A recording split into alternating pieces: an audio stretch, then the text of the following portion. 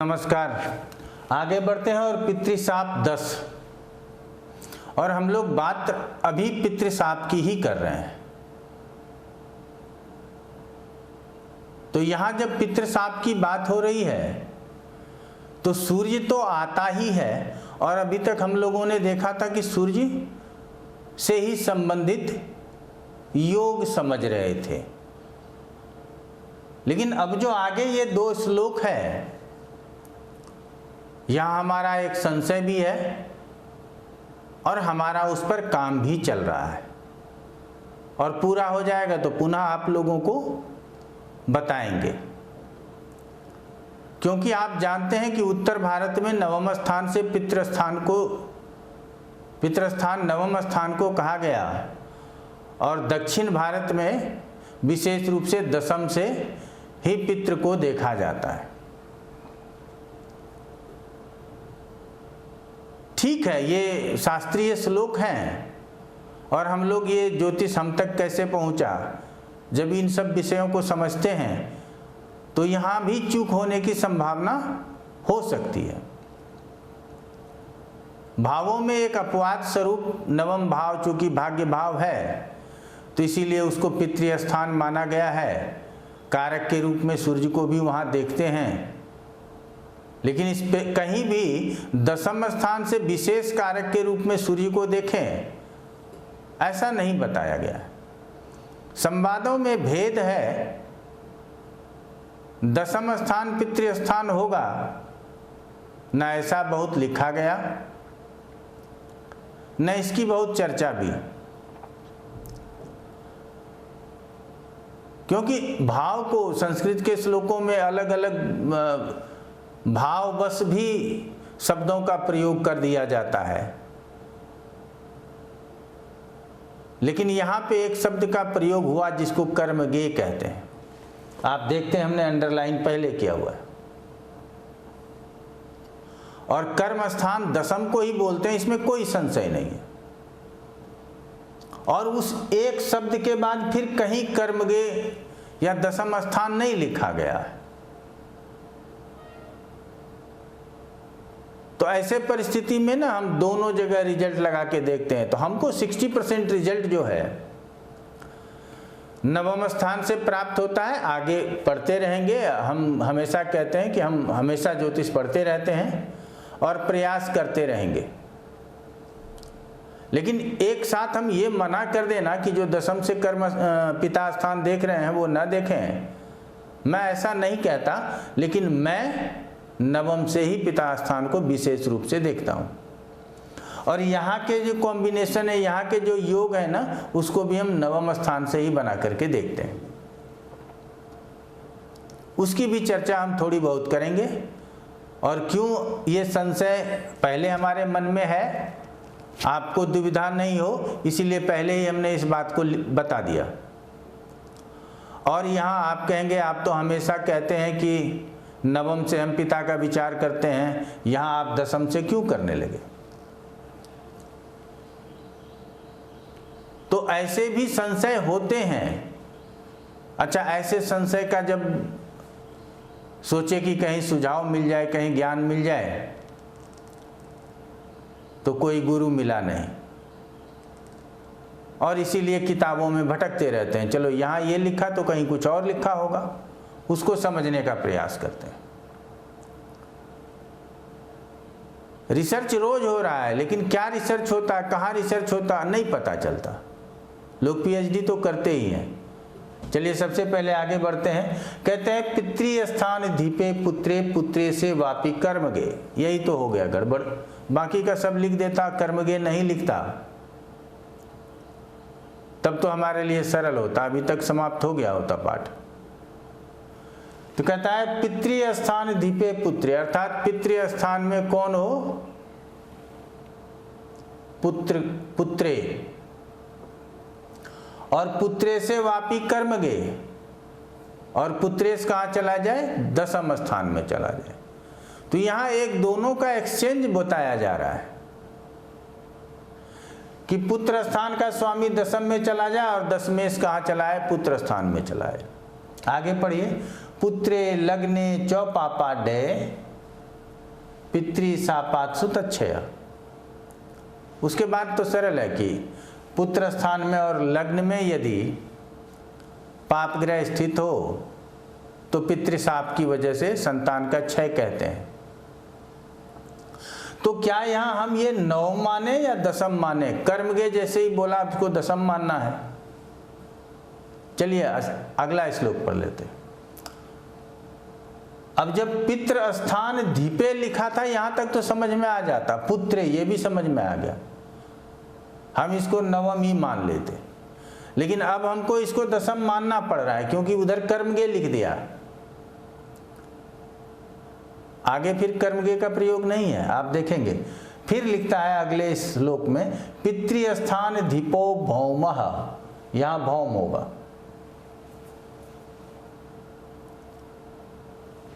पुत्रे सेन समन्विते, पुत्रे सेन मतलब पुत्र के स्वामी के साथ हो। कहाँ हो? पितृ स्थान में हो। अब इसको कर्म स्थान माने या नवम स्थान माने? चलिए मान लिया जाएगा। लग्ने पुत्रे पितृ स्थाने, अब यहां लग्ने पुत्रे कर्मगे नहीं लिखा, पितृ स्थाने। पापे संतति नाशनम,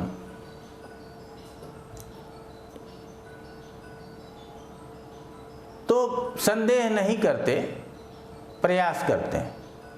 तो हम वहां कर्मगे के जगह पे हम नवम गे मान लेते हैं, भाग्य गे मान लेते हैं कि पितृ स्थान दीपे पुत्रे पुत्रे से वापी भाग्य गे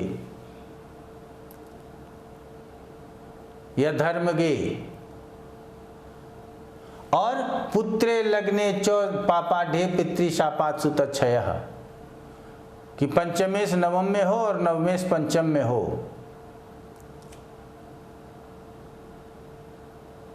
और लग्न और पंचम स्थान में पाप ग्रह स्थित हो तो पितृशाप के कारण संतान की हानि होती है। थोड़ा सा और यहाँ पे यदि हम पंचम और दशम को ले लेते हैं, ये हम जिस जिस तरह से समझते हैं हम वही कोशिश आप लोगों को बताते हैं। अब क्या है कि ऐसे स्थिति में आप सोचेंगे जब आप ही को पता नहीं है तो हमको आप क्या बता रहे हैं। सही कहना है, लेकिन हमको पता है, हम अलग से मान लेते हैं और हम उस पर काम करते रहते हैं। लेकिन आपको यदि हम यहाँ दशम पढ़ा दें तो हम पीछे से तो नवम पढ़ाते आए और हम मानते ऑलरेडी नवम है। दशम से सप्तम चतुर्थ होता है, इसीलिए दशम से पिता का विचार होना चाहिए। बात भी लॉजिकल है। फिर हम अपवाद स्वरूप उसको नवम से लेते हैं क्योंकि भाग्य विधाता हमारे पिता होते हैं। तो आजकल वर्तमान समय में कहा जाता है, इसीलिए तो संतान और पत्नी को छोड़ करके दूसरी शादी कर लेते हैं। अब इस पर आप क्या जवाब दे सकते हैं? अच्छा, फिर जब पिता से पिता की बात, पितृ स्थान की बात आती है तो नवम से नवम पंचम पहुंचता है, वो फिर हमारे लिए सही हो जाता है। दशम से दशम कहाँ ढूंढेंगे, वो तो सप्तम स्थान पहुंच जाएगा। तो ऐसे कितने तर्क हैं जिसके ऊपर यदि हम जाते हैं तो विशेष रूप से हमको नवम ही मिलता है। अब एक राजयोग आप लोगों को बताएं, केंद्र त्रिकोण राजयोग, कि केंद्र का स्वामी त्रिकोण में हो और त्रिकोण का स्वामी केंद्र में हो। स्थान परिवर्तन यही हुआ ना। यदि हम यहाँ कर्म स्थान से पिता का विचार करें और ये पंचम है तो केंद्र त्रिकोण का परिवर्तन होगा। चलिए ये तो राजयोगों में है, लेकिन यहाँ कॉम्बिनेशन में हम ले सकते हैं। लेकिन जब भी हमने ऐसा लिया ना, बहुत अच्छा रिजल्ट नहीं मिला। ज़्यादा रिजल्ट हमको नवम से मिलता है क्योंकि ये पंचम, पंचम से पंचम नवम बताएगा हमको संतान के विषय में। भावात भावम पढ़ते हैं। तो आप ये मत समझिएगा कि सरलता से, आपके लिए हम कितना चीज़ ढूंढ के लाते हैं ये समझने का प्रयास कीजिए। जब भावात भावम पढ़ाते हैं तो पंचम से पंचम अर्थात संतान के विषय में नवम स्थान बताएगा।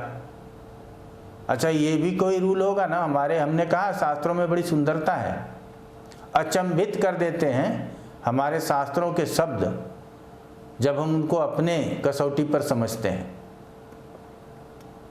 तो फिर दशम कैसे बताने लगा हमारे पिता को। फिर नवम से नवम भावात भावम में हमको फिर पितृ स्थान मिल जाता है, क्योंकि पूर्वार्जित कर्मों का स्थान पंचम है, और ये पंचम से ही ये जो पूर्व जन्म साप की बात आई है वो पंचम से आई है।